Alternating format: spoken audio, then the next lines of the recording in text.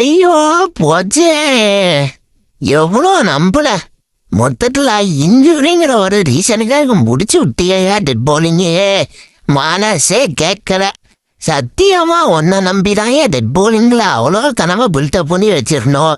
இப்ப jack ports கிட்ட குறுக்கு சொல்றியா இல்ல மேன் ஹென்ரி கிட்ட குறுக்கு சொல்றியா? ஆனா இதுக்கு முன்னாடி ஒரு வீடியோ போட்டேன்.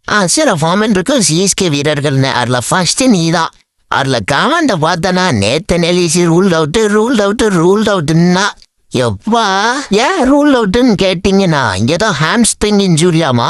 அதனால தலைவர் ரூல் அவுட் ஆயிட்டாரு. அபிஷியலாவே அனௌன்ஸ்மெண்ட் வந்துருச்சு. ரிப்ளேஸ்மெண்ட் ஆப்ஷன்ல பார்த்தோன்னா ஸ்பென்சர் ஜான்சன்னா இப்போ லீடிங்ல இருக்கான். அவனை பத்தி ஒருக்கே தெரியும் வாரி வரலன்னு. அசோக் டிண்டா அகாடமியில ஒரு இடம் படிச்சிருக்காங்கிறதும் நம்மளுக்கு தெரிஞ்சுது. எனக்கு தெரிஞ்சு இவனெல்லாம் விட்டுருங்க.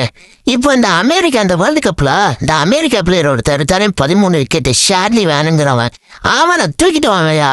எப்படினாலும் மேன் ஹென்ரி இல்லைன்னா ஜாக் ஹூக்ஸ் ஒழுங்கா பெர்ஃபார்ம் பண்ணலனால தான் இவனை உள்ள டீமுக்குள்ளேயே இறக்குவானுங்க. அடுத்தது என் தலைமை மேண்டி ஷாட் உனக்கு என்னையா ஆச்சு? ஏதோ இனிஷியல் மேட்ச் ஒரு 5 மேட்ச் மிஸ் பண்ணுவாங்கிறாருங்க. இன்ஜுரி கன்சர்னுங்கிறாருங்க. ரூல் அவுட்டுங்கிறாங்க. பொசுக்கு வெடியா வருது காருக்கு. ஒரு நல்ல ஆல்ரவுண்டரு பேட்ஸ்மேனு ஆஸ்திரேலியா பிளேயரா பார்த்து இந்த மாதிரி இன்ஜுரி கன்சர்ன்ஸா வருது என்னன்னு தெரியல.